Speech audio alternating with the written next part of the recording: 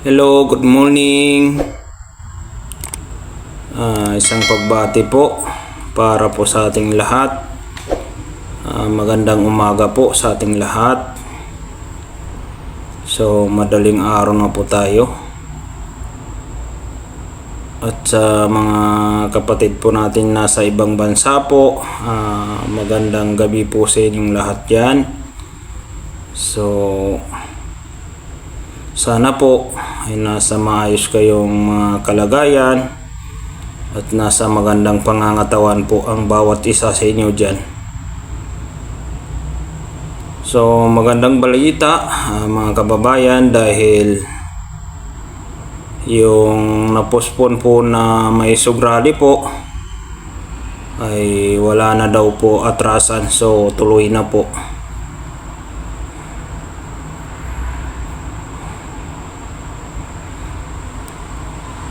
Pakinggan po natin si Attorney Rocky po. Siya po yung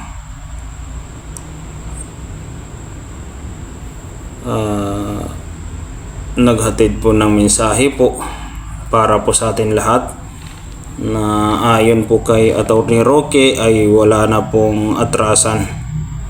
So nag-decide na po si former President Duterte po na wala na daw atrasan yung Maisog Rally.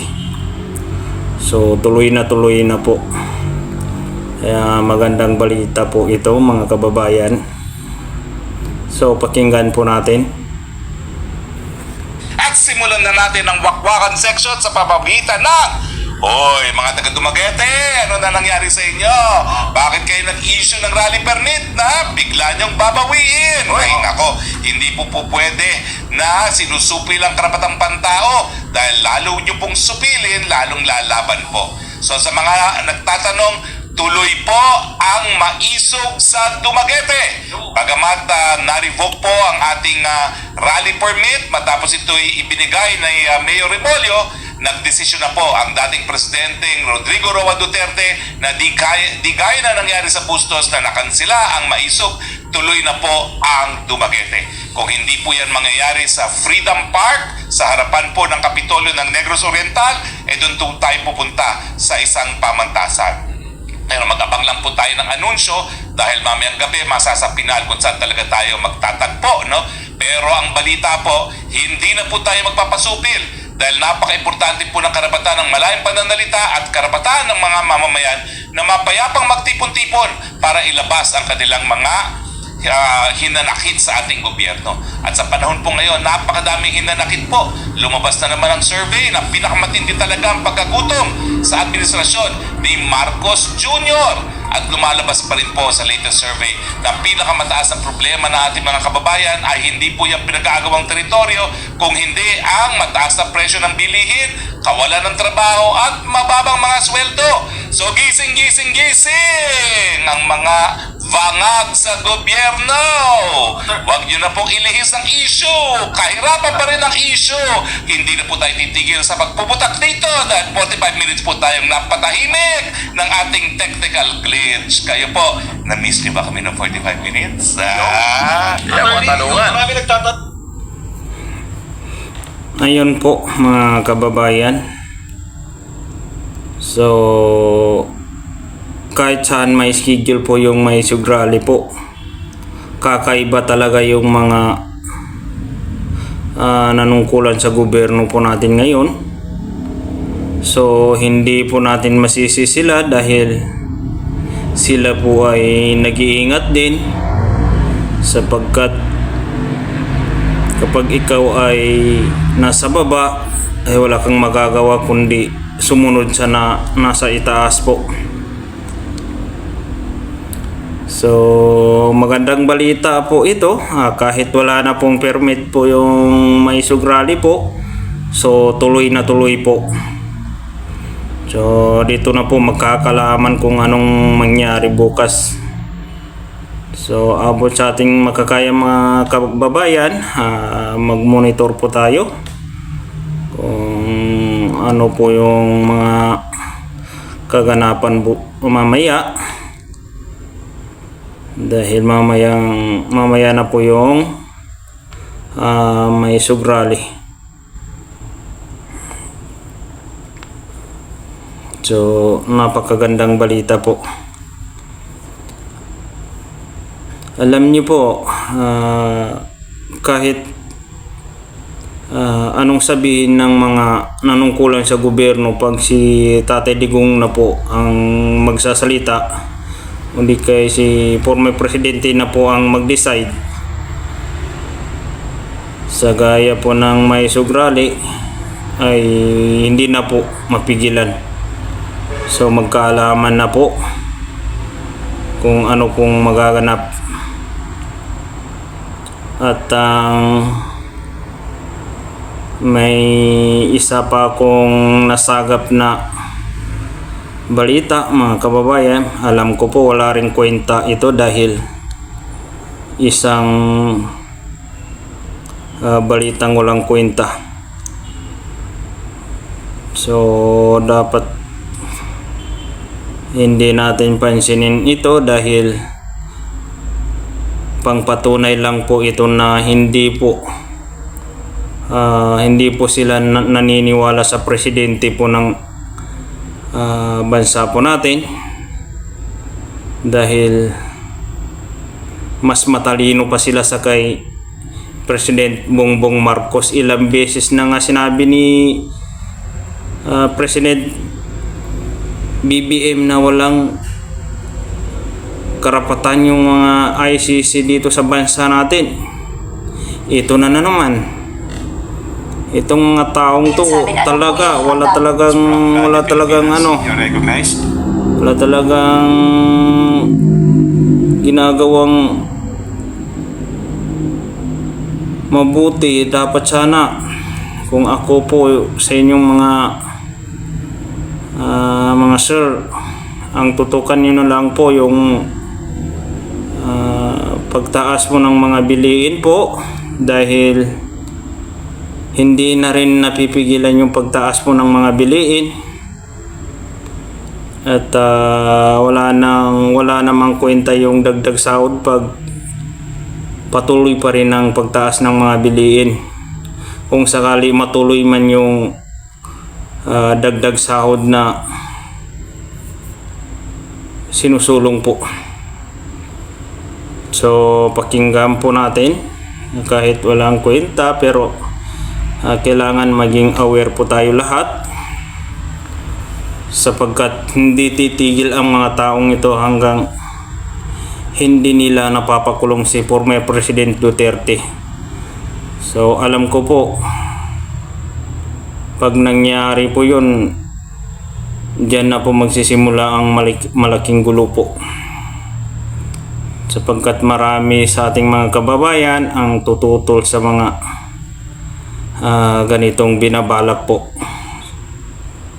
So pakinggan po natin, mga mambabatas po natin.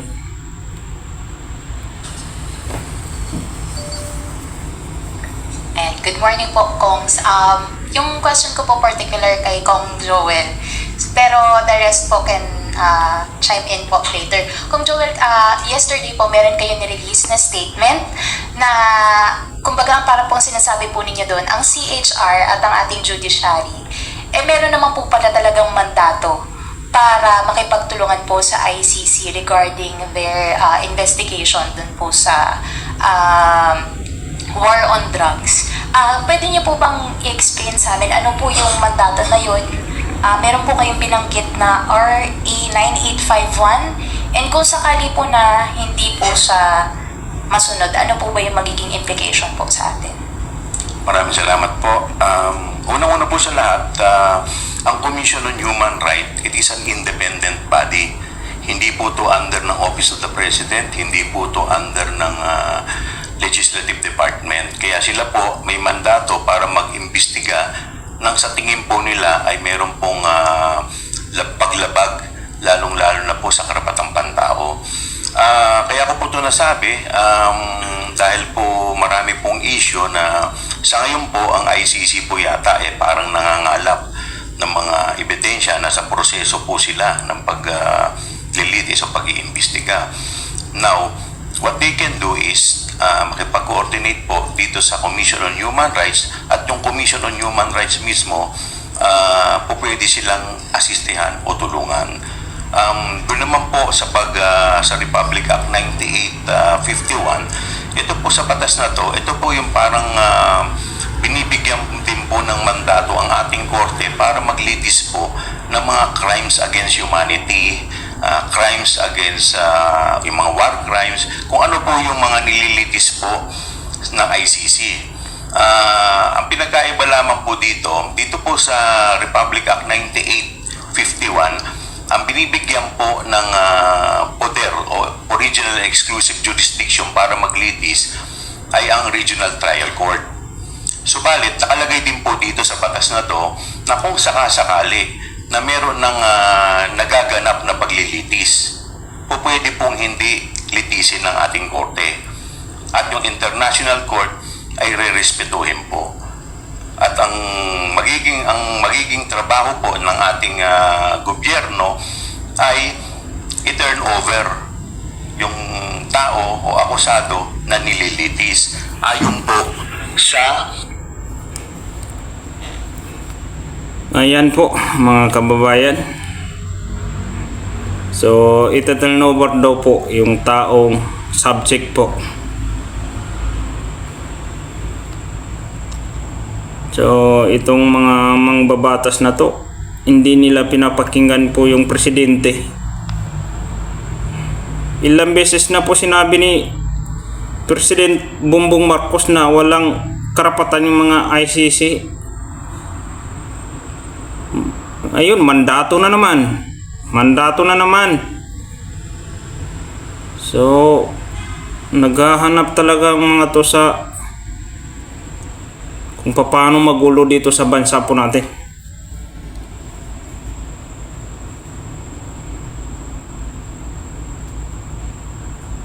Grabe talaga. Hindi talaga titigil mga to hanggang hindi nila mapapakulong si former President Duterte. Pag nagkataon, diyan kayo nagkakamali dahil taong bayan yung kakampi ni former President Duterte.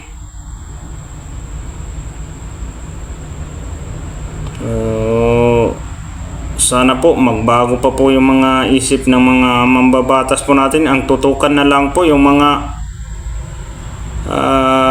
paano pababain yung mga presyo ng mga biliin at paano paularin yung bansa po natin.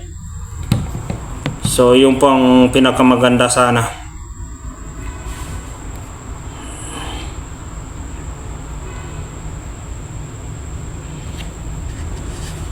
At uulitin ko po, so mga kababayan, wala na pong atrasan yung maisog rally po. So tuloy na po. Subukan po natin makakuha ng mga impormasyon kung ano po yung magaganap po. So balita ko po marami na pong nag-advance doon.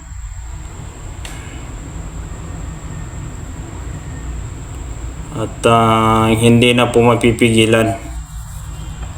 So tignan natin mga kababayan kung anong pwedeng mangyari po.